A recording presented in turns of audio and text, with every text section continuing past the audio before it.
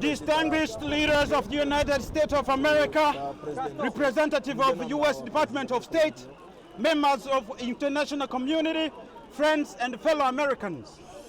We stand in front of the U.S. Department of State because this is where America speaks to the world. This is where policies are shaped, where values are defended, and where leadership can choose to protect human life or remain silent. We stand here because the United States of America has always said that human rights matter. We stand here because the United States of America has said that freedom matters, that no one should be persecuted because of who they are.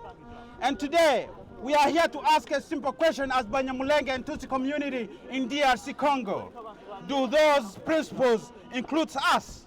Today, we stand not because we want to, but because we do not have choice.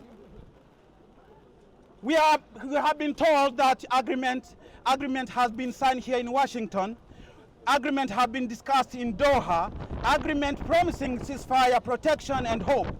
But we ask this question: do this peace exist?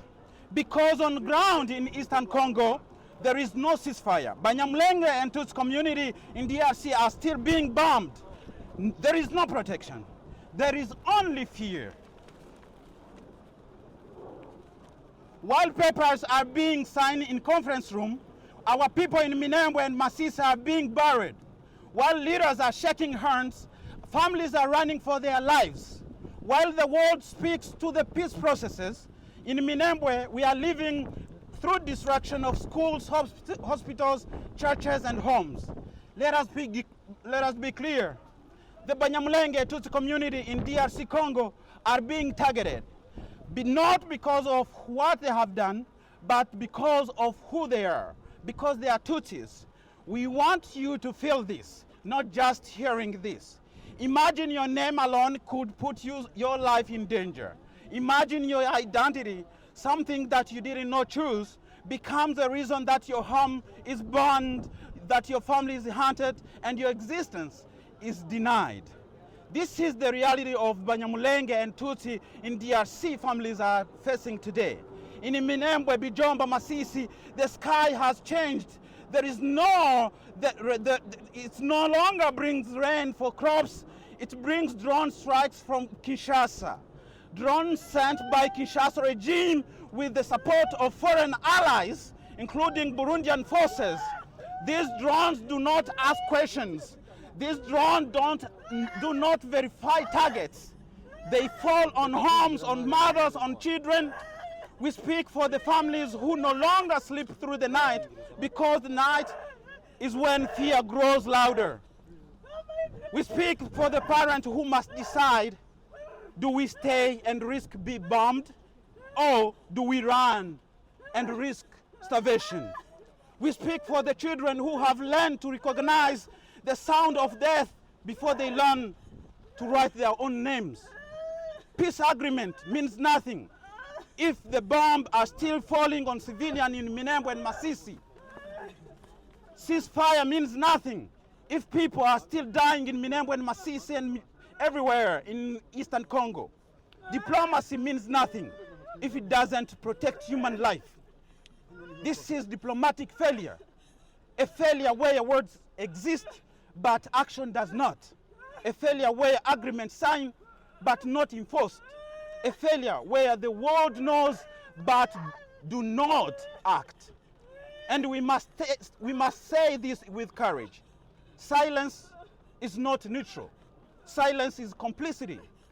When the world sees the community targeted because of their identity, when they know that civilians are being bombed and still choose silence, that silence becomes part of the violence. We are not here to reject peace. We are here to demand a real peace. The peace that is felt on the ground, not just written on paper. Peace that protects children, not just political interests. And that is why we are here in front of the United States of America, because the United States of America is not just a witness, it's the global leader, a nation that a nation that has the power to influence peace to demand accountability, to defend human dignity. So today we ask, will those values be defended today? And we will, or it will remain just words. United States of America can act to demand accountability from the Kinshasa regime and its allies to ensure the ceasefire agreement are respected by Kinshasa regime and apply the diplomatic pressure to stop attacks on civilians in Minembwe and Masisi, condition partnership on the protection of human life, and stand clearly and publicly against identity-based violence. Because if agreements signed do not protect lives on the ground, then what do they really truly stand for? Distinguished leaders of United States of America, representative of US State Department, imagine signing a peace agreement and your parents are still looking up in fear, waiting for the drone above their homes. Imagine hearing promises to protect while your village is burning. Imagine being told to trust diplomacy while your people are being disappearing just because of who they are, because they are Tutsi. Would you accept that peace? We are not asking for sympathy.